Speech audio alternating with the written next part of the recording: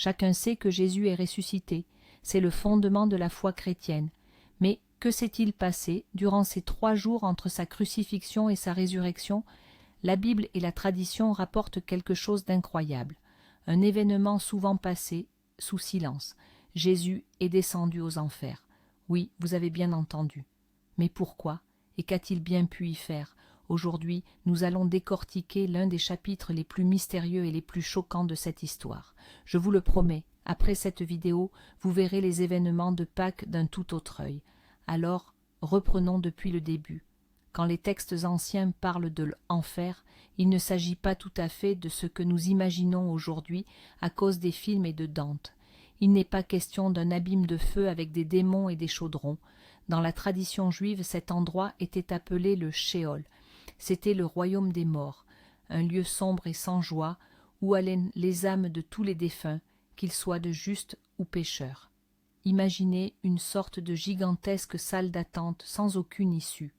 Avant la venue du Christ, les portes du paradis étaient fermées à tous, même pour les grands justes comme Abraham, Moïse ou le roi David. Eux aussi attendaient dans le Sheol. Plongeons donc au cœur du sujet, et la première chose à faire est d'établir une distinction claire. Quand nous entendons aujourd'hui le mot « enfer », des images nous viennent immédiatement à l'esprit, façonnées par des siècles de culture, de littérature et de films hollywoodiens. Des fleuves de feu, des démons armés de fourches, des tourments éternels et le désespoir. Une vision, il est vrai, terrifiante et saisissante. Dante Alighieri s'est surpassé en décrivant tous les cercles de ce lieu dans sa divine comédie. Mais voici le point crucial.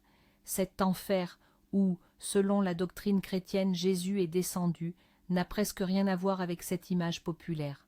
Pour comprendre où il est réellement allé, nous devons nous plonger dans les conceptions des anciens Hébreux sur l'au-delà. Dans l'Ancien Testament, l'endroit où allaient les âmes de tous les morts était appelé le Sheol. Vous pouvez essayer de prononcer ce mot Sheol. Dans les textes grecs, y compris le Nouveau Testament, son équivalent était l'Hadès, et c'était un endroit tout à fait différent. Imaginez non pas une fournaise ardente, mais plutôt un vaste espace silencieux et obscur. Le royaume des ombres, un lieu d'oubli et d'attente. Le détail crucial est que toutes les âmes y allaient, absolument toutes, les justes comme les pécheurs. Le grand prophète Moïse, le patriarche Abraham, le roi David, Jean le Baptiste, tous se sont retrouvés là après leur mort. Pourquoi? Parce qu'avant le sacrifice rédempteur du Christ, les portes du paradis, c'est-à-dire du royaume des cieux, étaient fermées à l'humanité. La chute d'Adam et Ève avait marqué tous leurs descendants. Le Sheol n'était pas un lieu de punition active pour les justes, mais c'était un lieu de profonde tristesse, un lieu privé de l'essentiel, la présence de Dieu.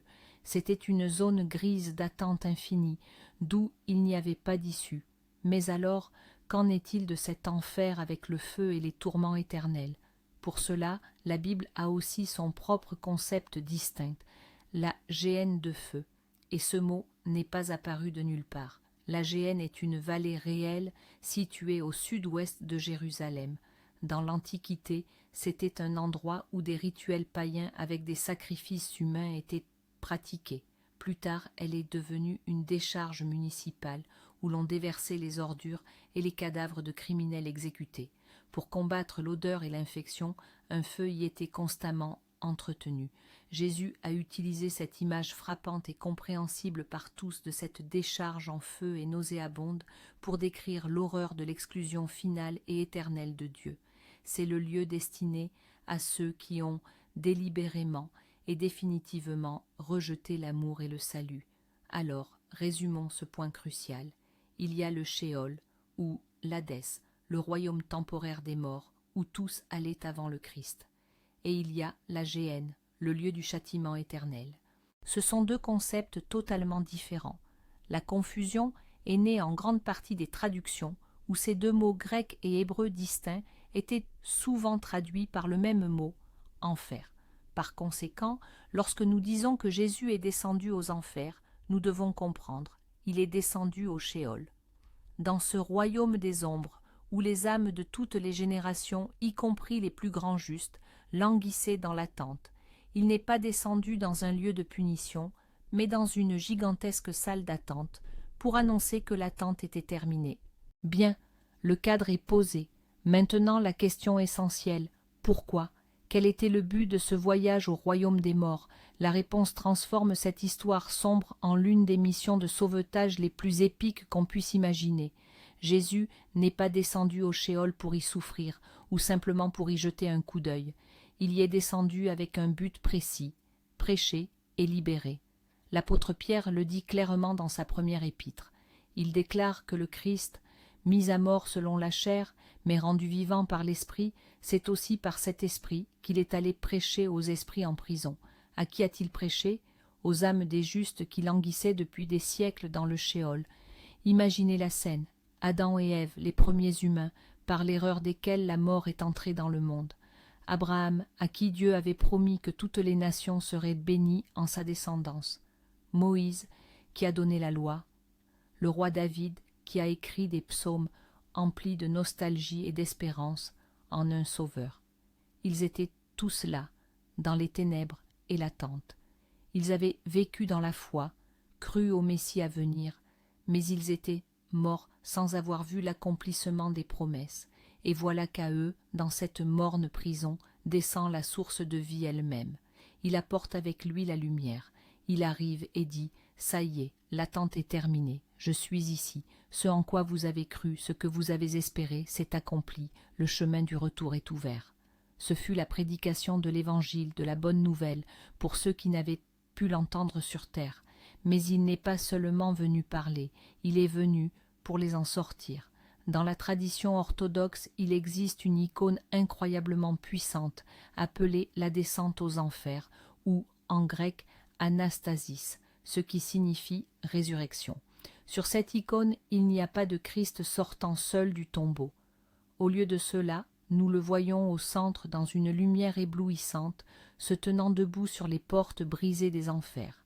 Sous ses pieds sont éparpillées des serrures et des clés, symbole du pouvoir de la mort anéantie. Et le plus important, il n'est pas seul. Il tient fermement par la main Adam et Ève, les tirant littéralement de leur sépulcre, et derrière eux, d'autres justes de l'Ancien Testament suivent.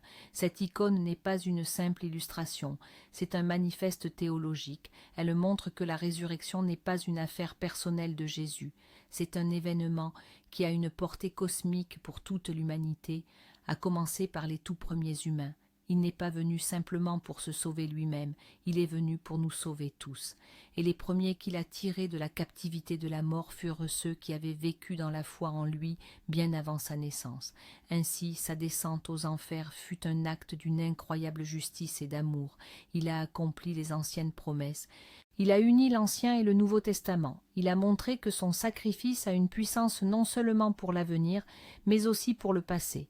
Il est venu chercher les siens, où qu'il se trouve. Ce fut une mission de libération des captifs que seul le roi ayant vaincu la mort elle-même pouvait accomplir. Mais ce n'est pas tout. La libération des justes n'est qu'une facette de la médaille, car la descente aux enfers était bien plus qu'une simple opération de sauvetage. C'était un acte de proclamation d'une victoire finale, totale et inconditionnelle. Imaginez une guerre antique. Lorsqu'une armée en bat une autre, que fait le général vainqueur? Il ne se contente pas de libérer ses prisonniers et de s'en aller. Il entre dans la capitale de l'ennemi, défile dans ses rues principales et plante son drapeau sur la place centrale. C'est une déclaration publique, c'est l'affirmation d'une nouvelle autorité, la démonstration de qui est désormais le maître des lieux. C'est précisément ce que fit le Christ. En descendant au cœur même du royaume de la mort, dans le repère de l'ennemi, il a annoncé son triomphe. Il a proclamé que la mort, qui semblait être la souveraine toute-puissante de ce monde, était vaincue. Son pouvoir était renversé. Ses lois ne s'appliquaient plus à ceux qui étaient avec lui. C'était l'affirmation de son autorité sur tous les mondes, visibles et invisibles. Comme l'apôtre Paul l'écrirait plus tard, devant le nom de Jésus, tout genou doit fléchir, dans les cieux, sur la terre et sous la terre. Sa descente aux enfers fut la preuve concrète de ces paroles. Il est venu sur le territoire de la mort et l'a forcé à reconnaître sa défaite.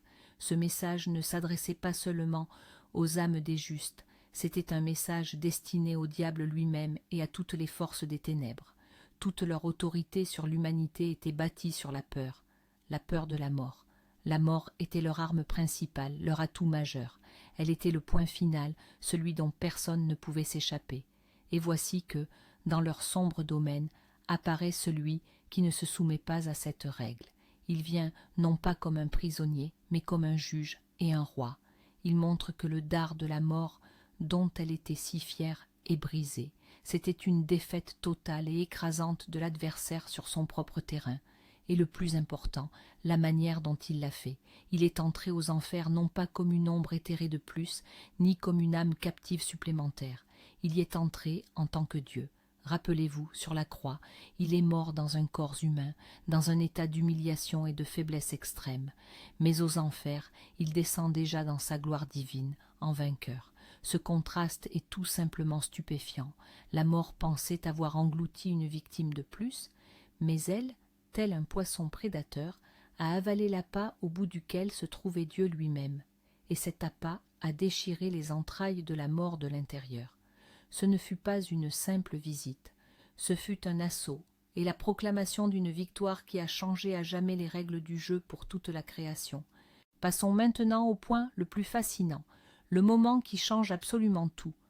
Réfléchissez un instant, comment Jésus est-il descendu aux enfers? La tradition ecclésiastique, s'appuyant sur les psaumes et certains apocryphes, dépeint une scène incroyable. Il n'y descend pas en martyr ou en prisonnier. Il y fait irruption en vainqueur, tel un roi qui brise des portes que personne n'avait jamais pu ouvrir. Imaginez ce moment. Les ténèbres éternelles et le silence du royaume des morts sont soudainement illuminés par une lumière divine. Les portes de l'enfer, qui retenaient captive toute l'humanité, volent en éclats. Il entre non pas en invité, mais en conquérant, pour reprendre ce qui lui appartient de droit. Ce n'était pas une simple visite, mais un assaut, non pas une souffrance, mais un triomphe éclatant. C'est précisément cet acte qui fait de la résurrection bien plus qu'un simple miracle personnel de Jésus, mais une victoire pour l'humanité tout entière. Il ne s'est pas contenté de s'échapper du tombeau, il a brisé le système même de la mort de l'intérieur, ouvrant ainsi la voie du salut à tous ceux qui croient en lui.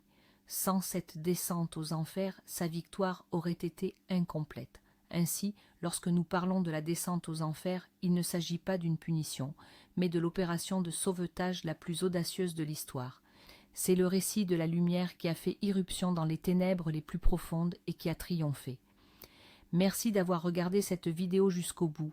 Si vous avez trouvé cela intéressant et que vous avez appris quelque chose de nouveau, n'oubliez pas de laisser un pouce bleu et de vous abonner à la chaîne pour ne pas manquer nos futures analyses de sujets complexes expliqués simplement. Et maintenant, une question pour vous. Connaissiez-vous cette partie de l'histoire biblique ou avez-vous peut-être entendu d'autres versions de ce qui s'est passé durant ces 3 jours? Partagez vos réflexions dans les commentaires, ce sera très enrichissant de vous lire.